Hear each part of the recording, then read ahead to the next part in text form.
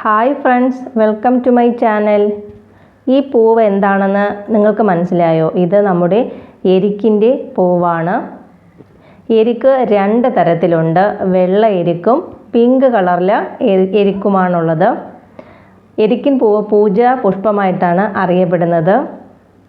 വെള്ള എരിക്കിൻ പൂവ് നമ്മുടെ ഗണപതി ഭഗവാനെ ചാർത്തിയാൽ നമ്മൾ ഉദ്ദേശിക്കുന്ന കാര്യമൊക്കെ പെട്ടെന്ന് സാധിക്കും എന്നാണ് പറയപ്പെടുന്നത്.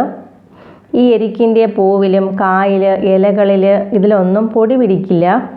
അതുകൊണ്ട് തന്നെ അലർജി കൊണ്ടുള്ള തുമ്മൽ രോഗങ്ങളിൽ മരുന്നായിട്ട് ഈ എരിക്കിൻ്റെ വേരിന്മേലുള്ള തൊലി, കറ, ഇല, പൂവ് ഇവ ഔഷധ നിർമ്മാണത്തിന് ഉപയോഗിക്കുന്ന ഭാഗങ്ങളാണ്.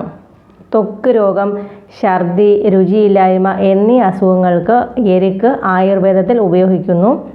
നമ്മുടെ എരിക്കിൻ പൂവിലെ വിഷാംശം നീക്കിയാണ് ഔഷധമായി ഉപയോഗിക്കുന്നത്.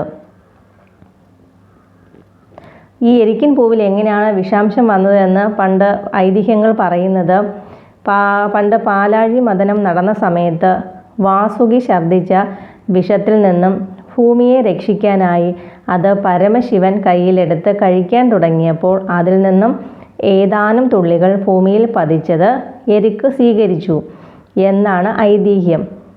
അതിനാലാണ് എരിക്കിൻ്റെ പൂവിന് വിഷമുണ്ടായതെന്നും പറയപ്പെടുന്നു.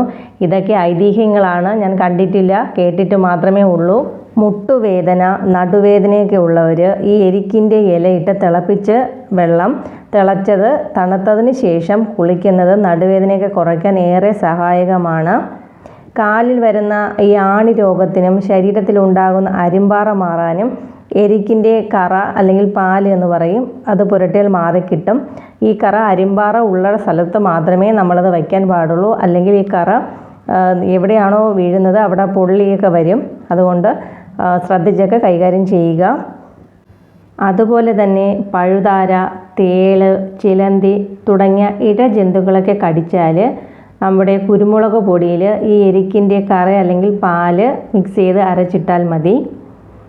സന്ധിനീര്, ഉളുക്ക്, ചതവ് ഇവയൊക്കെ മാറാനായിട്ടും എരിക്കിൻ്റെ ഇല, നമ്മുടെ വാളൻ പുളി ഉണ്ടല്ലോ അതിൻ്റെ ഇല, ആവണക്കില ഇവയോടൊപ്പം മുറിവെണ്ണ ചേർത്ത് വഴറ്റി കിഴിയാക്കി ഉപയോഗിക്കുന്നത് നമ്മുടെ സന്ധിനീര്, ഉളുക്ക് ഇവയൊക്കെ മാറാനായിട്ട് ഏറെ ഫലപ്രദമാണ് എന്നാണ് പറയുന്നത്. നമ്മുടെ മുട്ടിൽ വരുന്ന നീര്, മുട്ടുവേദനയൊക്കെ മാറാനായിട്ട് നമ്മുടെ എരിക്കിൻ്റെ ഇല വാട്ടിയെടുക്കുക. എന്നിട്ട് ചെറു ചൂടോടുകൂടി തന്നെ ഈ മുട്ടിൽ വരുന്ന നീര് അല്ലെങ്കിൽ മുട്ടുവേദന എവിടെയാണോ നമുക്ക് മുട്ടുവേദന ഉള്ളത് അവിടെ ഈ ഇല വാട്ടിയതിന് ശേഷം ചെറു ചൂടോടുകൂടി നമ്മുടെ ഈ നീരുള്ള ഭാഗത്ത് വയ്ക്കുക. തുടർച്ചയായിട്ട് 3 ദിവസം നമ്മൾ ചെയ്യുമ്പോൾ ഈ നീരെല്ലാം വറ്റി നമുക്ക് എവിടെയാണോ മുട്ടുവേദന ഉള്ളത് അത് മാറിക്കിട്ടും. ചെയ്ത് നോക്കുക, ഫലപ്രദമായ ഒരു മരുന്നാണ്. അപ്പോൾ ഇതുപോലുള്ള വീഡിയോകൾ കാണാൻ നിങ്ങൾ ഇഷ്ടപ്പെടുന്നുണ്ട്. എൻ്റെ ചാനൽ ഇഷ്ടമായെങ്കിൽ ലൈക്ക് ചെയ്യാനും സബ്സ്ക്രൈബ് ചെയ്യാനും മറക്കരുത്. അപ്പോൾ അടുത്തൊരു നല്ല വീഡിയോയുമായി കാണുന്നവരേക്കും ബൈ.